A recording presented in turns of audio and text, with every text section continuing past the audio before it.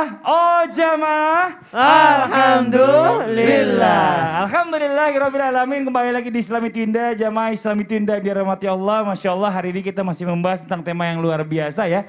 Besti dengan anak hingga surga. Alhamdulillah. Nah sekarang sebelum kita lanjutkan mendengarkan tausiah dari guru-guru kita, saya akan kembali mengajak jamaah yang ada di rumah untuk melihat sebuah video tayangan ya. Tentang kebersamaan anak dengan ayah dan ibunya. Masya Allah, ini dia tayangannya.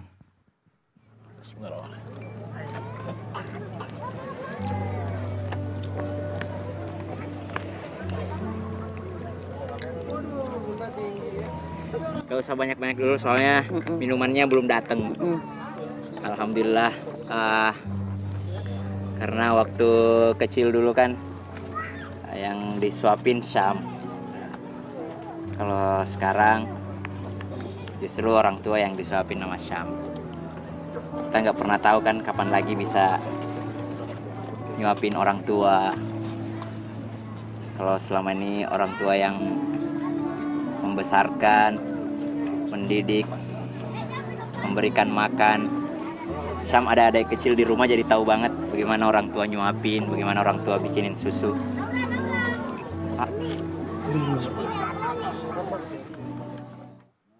Ini saya ingat ini kejadian ini. Ini kalau nggak salah abis nengokin juga istrinya Ustadz Maulana di rumah sakit ya. Terus kita kembali, kita syuting di pantai. Ya namanya anak sama orang tua ini ya, walaupun mereka ini anak dan ayah atau anak dan ibu. Kadang-kadang tuh ada satu permasalahan, satu penyakit yang ini menghinggapi banyak orang. Yaitu penyakit gengsi. Jadi giliran mau jadi bestie kadang-kadang yang namanya orang tua, aduh gue gengsi ah. Saya kan orang tua, saya harus punya wibawa dong sama anak. Nah terus anak gitu juga, gengsi ah, aku kan udah besar.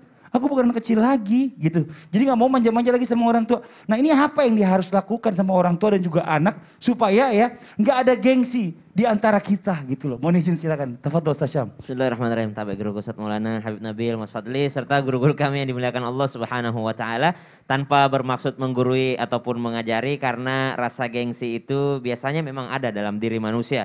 Ya kami pun melakukan hal adegan tadi karena di tayangan gitu ya. Tapi kalau di secara langsung kadang kita juga masih gengsi dan malu untuk melakukannya. Namun ternyata ada pesan yang sangat indah dengan mengatakan kun indallahi khairun nas. Jadilah engkau manusia yang baik, sangat baik atau terbaik di mata Allah Subhanahu wa taala. Artinya kita mengejar cintanya Allah Subhanahu wa taala. Saya enggak mau kalah tahajudnya, saya enggak mau kalah puasanya, saya enggak mau kalah sedekahnya. Cari yang terbaik di mata Allah Subhanahu wa taala. Menjadi manusia yang paling baik di mata Allah Subhanahu wa taala. Namun wa kun indan nafsi syarran nas. Tapi jadilah manusia yang paling buruk di mata diri sendiri. Penjelasannya adalah ketika engkau melihat orang yang lebih tua, jangan katakan engkau yang muda lebih baik daripada yang tua. Tidak, tapi katakanlah yang lebih tua ini umurnya lebih banyak daripada saya. Berarti dia sholatnya lebih banyak daripada saya. Berarti pahalanya jauh lebih banyak daripada saya yang lebih muda. Begitu pula kalau kita melihat yang lebih muda, kita merasa diri kita lebih buruk daripada dia. Kenapa? Ini anak muda berarti umurnya lebih sedikit daripada saya. Berarti dia terlambat melakukan dosa, sedangkan saya duluan lahirnya, berarti dosa saya lebih banyak dibandingkan anak muda ini. Maka begitu pula ketika sang anak melihat orang tuanya dan orang tua melihat anaknya. Itu modal yang pertama atau konsep yang pertama, insya Allah akan menghilangkan atau sedikit menurunkan gengsi daripada masing-masing. Sang anak tidak merasa lebih baik daripada orang tua dan orang tua pun tidak merasa lebih baik daripada anaknya. Kenapa? Karena masing-masing merasa saya bisa jadi lebih buruk daripada orang lain. Kemudian yang kedua, bagaimana seorang bisa yakni menurunkan egonya, menurunkan gengsinya sehingga bisa menjadi bestie. Maka kita lihatlah dalam Al-Quran disebutkan inna akramakum indallahi atqakum. Yang paling mulia di antara kalian adalah diukur daripada ketakwaannya. Apatah lagi anak kecil nih, tanpa bermaksud menggurui ataupun mengajari para orang tua, bisa jadi anak kecil inilah yang diterima doanya oleh Allah Subhanahu wa taala. Dan buat anak-anak, teman-teman sekalian, Jangan sampai kita meremehkan orang tua kita karena mungkin ilmu agamanya. Kita tidak pernah tahu. Mungkin dulu mereka ingin ikut majelis taklim. Tapi karena kita nangis waktu kita kecil, nggak jadilah orang tua kita belajar. Mungkin dahulu mereka ingin memperbanyak hafalan Qur'annya. Tapi karena kita pengen disuapin waktu kecil, akhirnya mereka terhalangi untuk menghafal Al-Quran. Maka dari itu kita tidak pernah tahu siapa yang diterima doanya di sisi Allah Subhanahu wa Ta'ala. Dan di antara rahasia Allah, Allah menyembunyikan orang-orang yang mustajab doanya. Pernah kita dengar kisah tentang Uwais Al-Qarni. Uwais Al-Qarni seseorang yang tidak pernah dipandang sama sekali. Tidak pernah ada yang tahu namanya. Tidak pernah ada yang tahu di mana rumahnya. Tidak ada yang tahu bagaimana keadaannya. Namun ternyata majhulun fil ar lakin masyhurun fis sama. Ma'rufun fis sama. Tidak dikenal di bumi tapi sangat terkenal di langit. Maka Allah menyembunyikan orang-orang yang tepat atau orang yang mustajab doanya. Maka dari itu tanpa bermaksud menggurui para orang tua, bisa jadi anak-anak kita itulah yang ternyata benar pendapatnya. Dan untuk anak-anak, dan pastilah orang tua kita itu mustajab doanya. Karena doa orang tua untuk anaknya itu terbuka pintu langit dan diterima doanya oleh Allah Subhanahu wa Ta'ala. Meskipun mungkin kalau kita dengar, orang tuaku tajwidnya tidak benar, orang tuaku doanya ngasal nih. Tapi mungkin hatinya tulus mendoakan anak-anaknya, maka jangan pernah merasa lebih tinggi daripada orang tua. Wakhfid lahuma janahadzul minar rahmah, rendahkan sayapmu di hadapan keduanya. Namun untuk orang tua jangan pernah juga merasa bahwasanya paling benar sendiri karena ternyata zaman sudah berubah. Mungkin orang tua nih udah sadar nih, sedangkan sekarang mau upload sesuatu, mau buka handphone pun kadang-kadang nanya anak, ini gimana sih caranya? Ini gimana sih caranya nih mau upload ini gimana sih caranya kalau mau hubungi ini? Maka subhanallah semuanya akan berbalik pada waktunya. Allah Masya Allah. Jadi ini sambil tausiah sambil menggambarkan pengalaman pribadi. Pengalaman pribadi ya. Dulu kan orang tua tuh pasti keras banget. Sekarang udah nanya, ini kalau upload ini gimana caranya? Ini kalau mau live gimana caranya? Saya tunggu itu akhirnya ya. Ternyata bener kan? Bener. Tolong saya tidak mau ikut campur. Iya. Karena orang tuanya teman saya gitu ya kan. Oke, kita lanjut lagi Ustadz Maulana. Mohon izin nih ya. Bicara masalah besti. Apakah benar nih caranya di dalam Islam ketika orang tua ingin menjadi besti bagi anaknya, atau sahabat terbaik bagi anaknya, ini harus menerima segala kekurangan anak dan mengurangi sifat menuntut kepada anak. Tapi pertanyaannya, kalau kita nggak tuntut anak, nanti dia hidupnya nggak terarah. Nah bagaimana dong? Apakah harus ada batasannya? Dituntut tapi ada batasannya? Atau bagaimana? Mohon izin penjelasannya. Izin Habib Sasam. Begini, mana jimmy-jipnya? Sini dong. Itu lagi di pohon palem. Suruh turun aja dulu. Tolong buat yang di rumah dimanapun berada. Astagfirullahaladzim tanpa menggurui. Anak itu ada jenjang. Jenjang usia. Anak itu punya karakter. Jenjang usianya 1 sampai 7. Itu berarti anak itu adalah bagaikan raja dan ratu. Nang ningnung, bagaikan raja dan ratu. Tapi ketika usia 7 tahun ke 14, mohon maaf. Anak itu harus diterapkan kedisiplinan. Belajar, harus. Ini, jam begini. Tadi tausiah dari Habib tadi, Masya Allah, Tabarakallah. Disampaikan ini, jangan sampai anak meninggalkan sholat, kita biasa-biasa aja. Di usia 7 ke 14 betul-betul. Bahkan di situ ada sanksi hukuman dan sebagainya buat anak-anak. Tapi dalam hal ini yang ditanyakan oleh Mas Fadli, bagaimana kita jadi besti itu sebenarnya berarti berada pada usia 14 ke 21. Jadi sudah jadi sahabat di situ. Mohon maaf, ada orang tua tidak bisa jadi pilot, anaknya disuruh jadi pilot. Itu maksain. Jangan pernah cita-cita kita yang tidak kesampaian dikasih ke anak. Contoh, saya suka banget lihat ada polisi tentara. Tapi saya tidak bisa memaksakan anakku jadi polisi tentara. Karena ukurannya sama dengan saya. Tidak lolos. Jadi dalam Islam yang diharapkan menjadikan anak soleh. Terserah mau jadi apa nanti cita-citanya. Kita tinggal apa? Berikan bekal kepada anak. Bekal kepada anak. Jangan sampai kita meninggalkan anak kita dalam keadaan lemah. Terserah nanti masa depannya mau jadi apa. Yang penting kasih bekal, kemudian arahkan anak. Mengarahkan anak. Jangan sampai kita maksakan, kamu harus kuliah di sini, kamu harus sekolah di sini. Anak tidak. Dipaksakan, jangan, kasihan. Jangan terlalu dipaksakan anak. Dipaksakan anak-anaknya sekolah di Malaysia. Apa yang terjadi? Akhirnya balik juga ke Bandung. Karena pandemi. Oh iya, iya juga sih. Alasan itu. Alasan? Emang kenyataan. Jadi mengarahkan anak, memberikan bekal. Arahin anak. Alhamdulillah, mau jadi apa nak? Tapi ketika anak itu, saya suka itu ada pohon cita-cita di TK. Taman kanak-kanak itu saya suka sekali. Penggambaran bagus sih. Jadi anak itu berharap untuk masa depan. Wah, walaupun cita-citanya berubah-berubah. Mau jadi apa? YouTuber. Mau jadi apa? Ini, mau jadi apa? Gamers. Mau jadi apa? Diarahkan aja.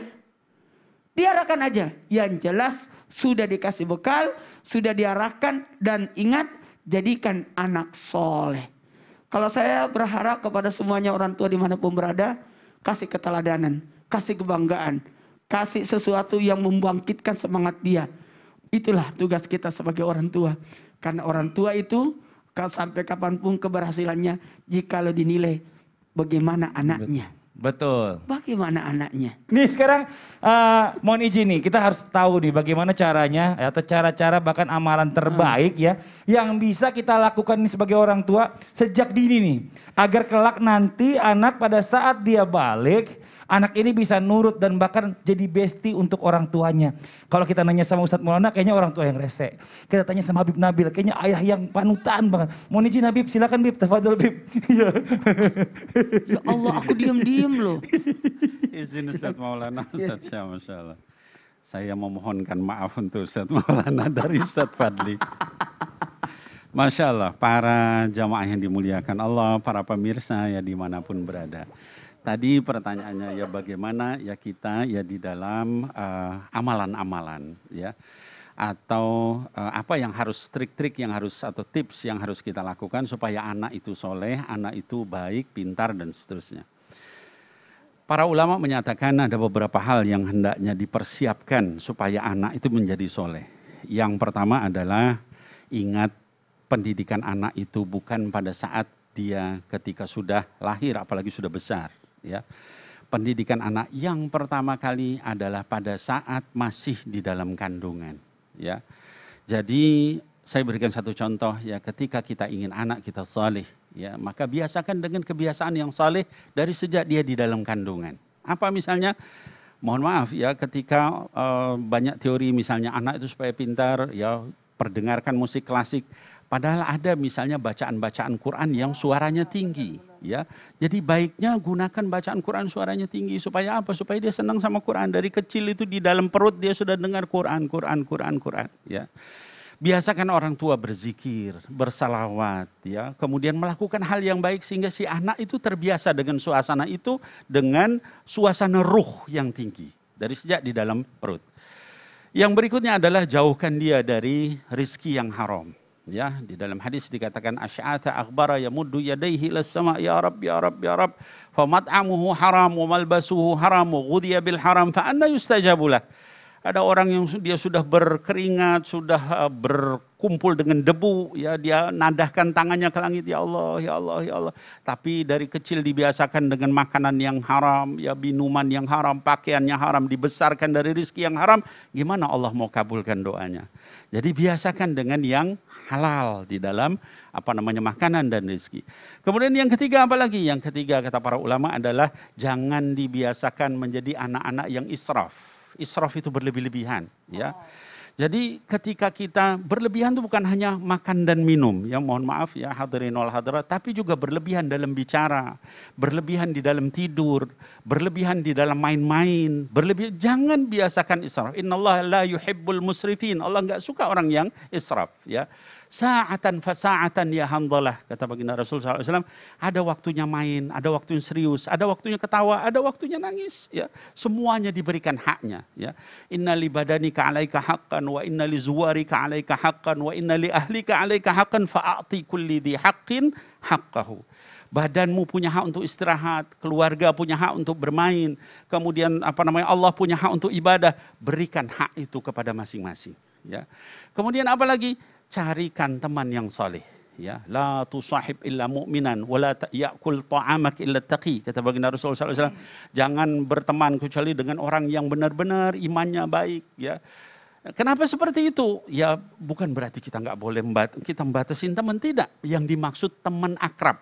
Ya, kenapa? Karena kata baginda Rasulullah SAW, ya bahwa almar'u ma'adini khalili. Orang itu nanti tergantung agama dari teman akrabnya. Ya, bagaimana kita ingin anak kita baik kalau misalnya gaulnya misalnya sama orang yang suka, mohon maaf, minuman keras, yang suka narkoba, yang suka misalnya nonton film-film porno, ya anaknya terpengaruh. Ya oleh sebab itu maka jauhkan itu semua. Ya, jadi anak kita adalah aset paling berharga, lebih berharga dari rumah kita, dari barang kita, dari mobil kita, dari karir kita, dari segala sesuatu. Kenapa? Karena dia yang akan membawa kita sampai ke jannahnya Allah Subhanahu wa taala kalau kita mampu di dalam mengarahkan mereka. Ingat, dengan kelembutan, Sayyidina Nuh alaihi salam itu anaknya kurang apa jahatnya, ya. Tapi dia katakan, ya bunayyar kam ma'ana. Pakai bahasa yang paling bagus, wahai ananda sini kembali. Itu padahal gelombang laut sudah sedemikian tinggi mau nenggelamkan. Anaknya menjawab, tidak ada, pakai ya abati. Ya, tapi ini saya akan sampai ke gunung. Akhirnya ditenggelamkan oleh Allah Subhanahu wa taala, tapi didoakan oleh Nabi Nuh. Masya Allah. Jazakallah khairan katsira Habib, penjelasannya ya sebagai orang tua yang menjelaskan kepada anaknya, kita dengarnya adem banget gitu, enak banget. Amin. Iya, jamaah yang di rumah nih sekarang gantian nih Ustadz nih. Habib mohon izin sebelumnya ya, masih ada yang pengen nanya nih. Kalau gitu waktunya kita menjawab kembali di segmen Tanya Dong Ustadz. Kami semua tanya dong Ustadz. Ih, menikmati banget. Sampai melintir-melintir dia. Dari Instagram Hamba Allah, ini ada pertanyaannya. Assalamualaikum Ustadz, saya mau bertanya. Gimana ya saya agar bisa jadi bestie dekat sama ayah ibu saya? Ayah sama ibu saya sifatnya berdua itu tertutup. Nah, tertutup banget. Kalau di rumah pulang kerja langsung masuk kamar. Ngobrol seadanya Ustadz. Kalau saya ada masalah, ke mereka langsung aja marah-marah ke saya Ustadz. Saya nggak dikasih kesempatan buat jelasin. Saya ngerasa sampai kayak bukan anak kandungnya Ustadz. Saya di rumah sendiri tapi kayak ngerasa di kos-kosan aja. Mohon jalan keluarnya Ustadz mohon izin. Nah ini Ustadz Syam nih, anak muda ini. Ini anak muda ini udah Masya Allah luar biasa ya. Maksudnya dia masih muda tapi bisa berpikir yang terbaik buat orang tuanya gitu loh. Nah ini bagaimana solusinya, mohon izin silakan. Tabi guru-guruku Ustadz Maulana, Habib Nabil, Mas Fadli serta guru-guru kami yang dimuliakan Allah Subhanahu wa taala. Ba'da naqul a'udzu billahi minasyaitonir rajim. Wa idza sa'alaka 'ibadi 'anni fa inni qarib. Ujibu da'watad da'i idza da'an. فليستجيبوا لي وليؤمنوا بي لعلهم يرشدون. Allah menjawab pertanyaan para sahabat dengan bertanya, aqaribur rabbuna au ba'idur rabbuna? Ya Rasulullah, Tuhan itu dekat apa jauh ya? Kalau dekat kami pengen curhat, kalau jauh kami pengen panggil. Maka Allah Subhanahu wa taala jawab sendiri, wa idza sa'alaka ibadi anni fa inni qarib. Jikalau hambaku bertanya kepadamu ya Rasulullah, maka jawablah inni qarib, aku amatlah dekat. Maka korelasi dengan pertanyaan tadi Adinda, ternyata kalau mau curhat, mau ngomong, mau ngobrol, paling enak memang ngobrolnya sama Allah Subhanahu wa taala. Termasuk mencurhatkan orang tua yang dingin, termasuk mencurhatkan orang tua yang mungkin agak cuek, termasuk mencurhatkan perasaan yang ngerasa kok kayak rasanya saya ngekos di tempat lain gitu. Kayak ngerasa nggak di dalam rumah, punya orang tua tapi nggak ada yang mau dengerin cerita kita. Maka ceritanya kepada Allah Subhanahu wa taala. Tidak ada yang lebih dekat dengan kita dibandingkan Allah Subhanahu wa taala. Tidak ada yang lebih sayang kepada kita. Kasih sayang ibu kita itu hanya sepersekian kecil daripada kasih sayang Allah Subhanahu wa taala. Sangat kecil kasih sayang Allah dititip sama ibu kita lalu ibu kita sayang kepada kita. Itu pun udah sayang banget. Bagaimana kasih sayangnya Allah kepada kita. Maka jikalau biar tidak kecewa-kecewa banget kalau orang tua agak cuek, maka curhatnya kepada Allah Subhanahu wa taala karena Allah lah tempat curhat yang terbaik. Yang kedua, kami sedikit cerita tentang kembali dengan orang tua kami. kami sampai sekarang itu kami udah punya jenggot, punya kumis, kami masih nempel-nempel sama ibu kami, mama kami. Sama bapak pun demikian. Dan itu tidak terjadi begitu saja. Dahulu kami pun takut sama mereka. Nggak mau deket-deket kami sama mereka, apalagi sama bapak. Namun seiring berjalannya waktu, kami senantiasa menimbah ilmu, dan berusaha untuk mengamalkan ilmu. Ternyata kalau orang tua kita yang menjauh, kitalah yang nempel terus. Kitalah yang mendekat terus. Akhirnya lama-lama jadi terbiasa. Kalau orang tua mendoakan anaknya supaya dekat dengan dia, begitu pula dengan Adinda. Boleh mendoakan, ya Allah dekatkanlah orang tuaku kepadaku. Karena mumpung kami masih dekat di dunia. Masya Allah, terima kasih banyak Sama-sama, Ustadz Syam. Nah ini saya baca lagi, ada pertanyaan masuk juga ini. Buat Ustadz Maulana, kira-kira ini anak yang susah diatur nih katanya nih. Ini nakal banget dia. Boleh nggak nih, orang tuanya udah ngelakuin apa aja tapi tetap aja itu anak bandel. Boleh nggak diruqyah? Gimana mau jadi besti kalau seandainya dia bandel terus? Sebelum orang anak itu dia diruqyah, lebih bagus orang tuanya dulu ruqyah. Saya curiga, ini pertanyaan ini dari kamu deh. Loh, enak aja ini pertanyaan jamaah itu, saya lagi baca. Ini ngapain sih? Mau ruqyah saya? Tidak buah itu tidak jauh jatuhnya dari pohon. Betul tadi kata. Jangan-jangan Ustadz kesambet ini nih, jin belakang itu. Tuh yang suka pojok-pojokan situ, saya kan suka baca doa di situ. Saya takut saya minggir aja. Ini acara belum selesai.